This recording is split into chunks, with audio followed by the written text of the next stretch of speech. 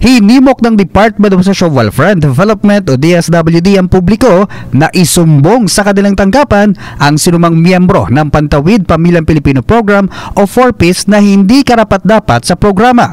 Ginawa ni Assistant Secretary Romel Lopez ang pahayag kasunod sa natatanggap na impormasyon na ilan sa mga miyembro ng 4Ps ay hindi naman totoong mahirap.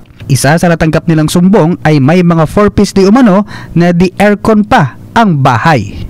Anya, handa nilang aksyonan ang kalintulad na sumbong kung may ebidensya o katotohanan para maibigay ang programa sa mas karapat-dapat na mahirap na pamilya. Si Dodong, ganito, mayaman.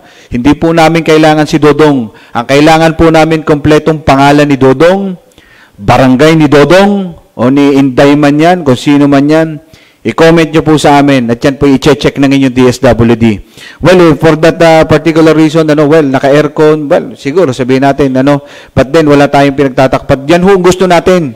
Kasi ang gusto po ng ating kalihim Secretary Rex Gatchalian, maayos yung listahan, yung mananatili dyan, yung karapat-dapat, at yung maaalis yung karapat-dapat din po.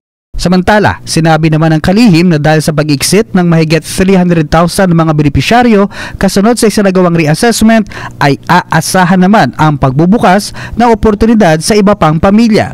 Dahil dito, aasahan na papasok sa programa ang panibagong pangalan o mga benepisyaryo para punuan ang nag-exit na mahigit 300,000 individual. Nakalulungkot man na may magpapaalam sa ating samahan sa 4Ps program. Mabibigyan din naman tayo ng pagkakataon na yung iba nga'y walang-wala.